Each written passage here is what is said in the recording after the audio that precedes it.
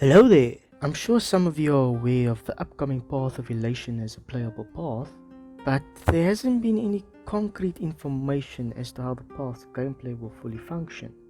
Well, if you guys remember the Trailblaze Friendship is Magic event back in version 2.4, you should have realized by now that this event was simply a mass beta test for the Path of Remembrance becoming playable. Well, as of this current version 3.6, we have got another event just like that called the Try Not to Laugh Challenge that feels like a mass beta test for the Path of Elation. I mean, just read the event name and look at the visuals. It's very on the nose, wouldn't you say? Now in this video I'll be giving my analysis and thoughts as to how the Elation Path's gameplay will end up working like, as well as giving my pros, if any, and cons, there are so many, regarding not only my headcanon as to how the path will work, but also the idea of having new paths being constantly introduced in the game's lifecycle. This way, even though my analysis on Elation's gameplay could end up being completely wrong in the future, the pros and cons discussed here can still have some credibility to be kept in mind.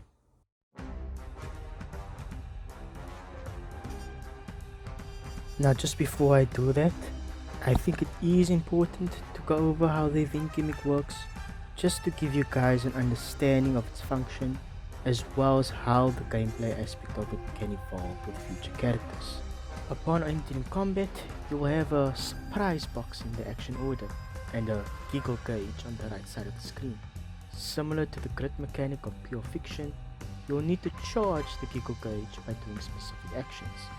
These actions are dependent on which comedian is in your party, as each comedian has different methods of building the giggle gauge. The more giggle gauge points you accumulate, the stronger the effect of your surprise box when its turn arrives. But what does the surprise box do? Well, that's also dependent on which comedian or comedians are in the party.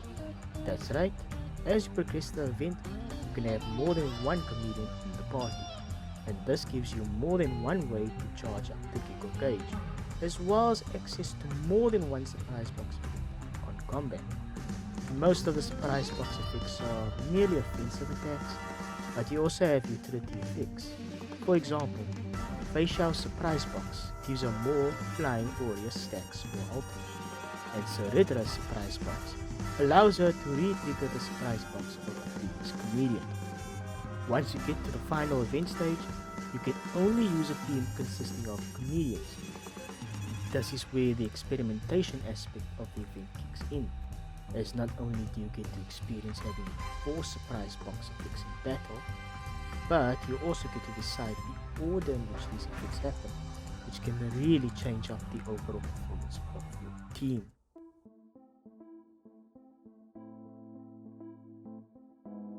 So now that I gave an explanation to the event's gimmick and its mechanics, I think it's easy to see the vision behind how the Elation path will work.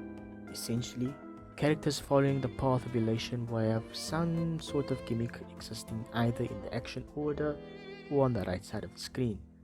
This gimmick will serve as the most important part of said character's kit, and their functionality and performance in the meta will almost solely depend on how strong the character's gimmick is, as well as how accessible it is to trigger the gimmick frequently. The methods to trigger the gimmick can be implemented in a few ways. Firstly, the gimmick works on a chart system, so something similar to MEM or any Echoes of War mechanic.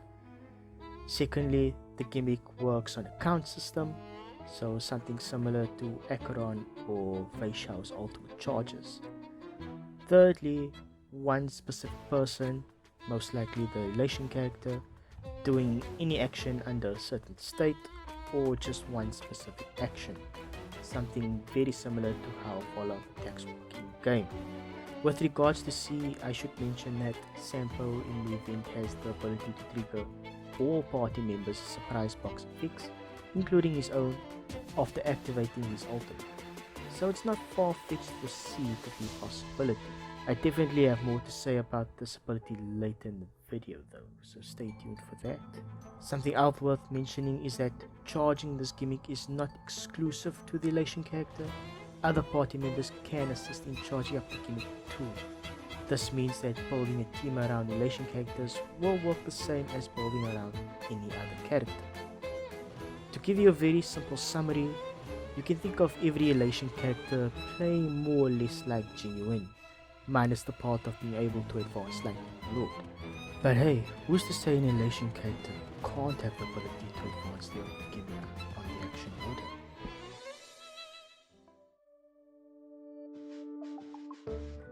I think at this point of the game's life cycle, and given the reputation that the Path of Remembrance has garnered, it's hard to think of genuine pros to this new path other than the generic pointers that I can point out for you. Essentially, a new path introduces new gameplay and potentially new playstyles. This keeps the gameplay fresh since players get to experience new systems, and it's easy for a new path to bring back older characters into the meta again, since these characters could potentially have ways to assist Elation characters. That's genuinely all that I can think of, but if you guys know of any more, please be sure to leave it down in the comment section below. And now for the part people should hear the most.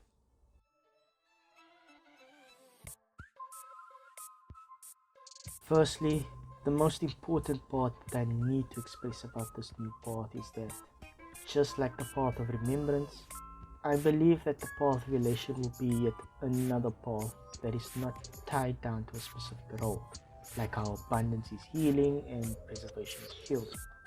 The role of the Elation path in team can be anything it wants to be, so long as it has some sort of visible gimmick that exists to play around.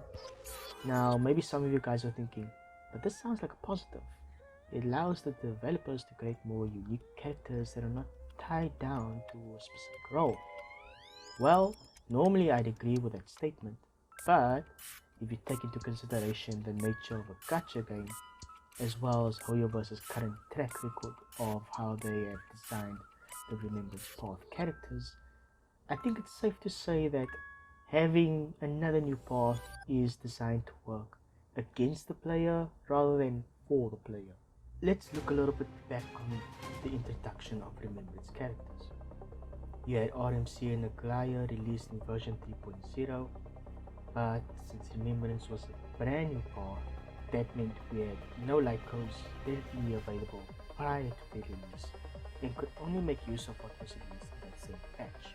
For RMC, the light cone options were very accessible, with the 4-star light cone being given for free during the 3.0 main story quest, and extra copies could be purchased in the MOC shop. Aglaya, on the other hand, had not so accessible options and required you to either gacha for these light cones or buy the battle pass to obtain another light cone that you could use. 3.1 introduced another Remembrance light cone obtainable from the shop. This light cone was another good option for RMC, but not so much for Aglaya. 3.2 introduces Castress and her signature light cone, and just like Aglaya, the alternative options are not so stellar. 3.3 introduces Hyacinth and her signature light cone. This time, however, there is a nice alternative light cone she could use if you couldn't afford to pull for the signature one. 3.4 introduces two new Remembrance light cones. The first light cone is obtainable from gacha, and this light cone served as another alternative option that Hyacinth could use. The second light cone is obtainable from Battle Pass, and this light cone became another option to use for DPS focused Remembrance characters.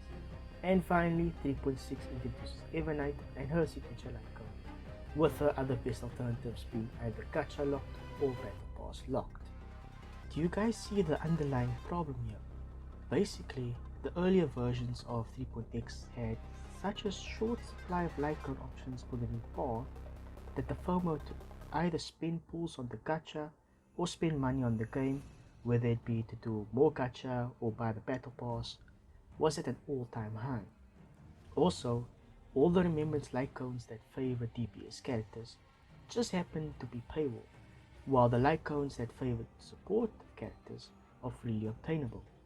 I bring this up because not only is this a type of predatory practice Hoyoverse can implement once again for not just Elation but for any new path that releases in the far future, It is also an opportunity for Hoyoverse to look back at the results of that monetization practice and refine them, improve on them for subsequent new paths. Secondly, and this one is kind of obvious, the enemy shilling to favor Elation characters while leaving non-Elation characters in the dust. Do you guys remember the controversial 3.0 MOC? It was so bad that even the CN community was complaining on their forums. And you guys know, when CN complains, it's serious. This MOC rotation had a terminus effect that, while basically every character could benefit from, it was not your typical damage type buff that would take effect at the start of every wave.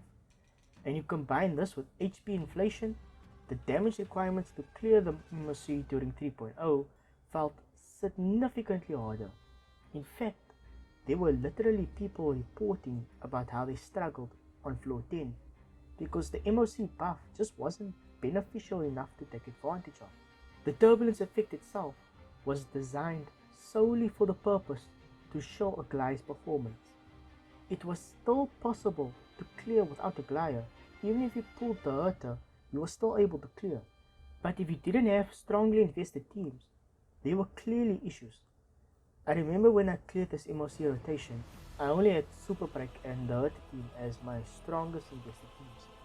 It took me 7 cycles to clear the first half with Super Break, but 2 cycles to clear with the hurter. I say this because I predict we're going to have a deja vu experience again come version 4.0, and whether or not we are prepared for the damage requirements, there will definitely be complaints heard left, right and center. Now for my last point, and I need to give a little context for this one. I'm sure some of you guys are aware that a certain 2nd anniversary remembrance character is gearing towards having a complete team comp consisting of only remembrance characters. Mono remembrance, mono peak. Anyways, not only do I think this was obviously intentionally done by the developers, but I also think this is the developers testing the waters for monopath team comps, treating it almost like a faction. Now why do I say this? Well, let me bring it back to this event and talk about the comedian Sampo. This ability is straight up a way of testing how an entire team consisting of only one path will work, never mind just Elation. And I think if this idea were to become finalized, we as the players will be put in a situation where we have to ask ourselves, do we want to fully commit to investing into this team comp? Because I'm sure it will be done in a way where if you so much as miss one single character to complete this team, it will just simply not work the way it was intended to play. I would exaggerate and say this could probably end up way worse than say Ekron not having Chow Chow, Fei Xiao not having Robin, any HP scaling character not having ISU, etc. Because these teams are still functional, but just would lack in the damage department. Who's to say that this time around, the functionality of the Elation path will also be affected if you don't complete the team comp? This regarding however much damage it will dish out. And that just simply doesn't feel fun to play.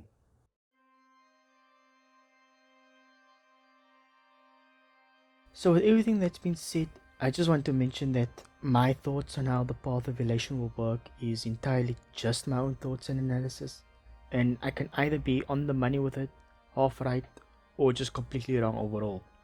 However, the idea of how Hoyoverse can monetize future paths doesn't sound too far-fetched to believe, in my opinion. With that being said, overall, I think the idea of Elation working more or less in this way does sound a lot of fun, but given the notion of how the Remembrance path turned out, and the idea of Hoyoverse pumping out more new paths on a yearly basis, I would therefore say that the Elation path, regardless of how it will work, would turn out to be something that's fun to play if you're willing to commit to the package. Now technically you could say that for any team, but something tells me there's going to be more emphasis on that statement for Elation characters come in the near future. Now how will it affect the game and the meta overall? Well, only time will tell. And that's gonna be the end of this video. Wow guys, this video actually came out a week later than what I wanted it to come out, so there are a few news that did come to light during that time. Firstly, we now know Sirene's kit and her light cone. I purposefully left this out of the video because I wanted to cover Sirene herself in a dedicated video in the near future. Mainly talking about her characterization, comparing it to Elation from Honkai Impact 3rd. I'll go over a little bit of her gameplay, but not really talking about like the good and bad, because you have your guide makers talking about that already. I mainly want to go over how her gameplay doesn't really reflect the type of character she was written to be. Now, I could be completely wrong about this after the 3.7 story, so I'll eat my words if that is the case. But until then, this is how I genuinely feel about the character. So be sure to check out that video in the future.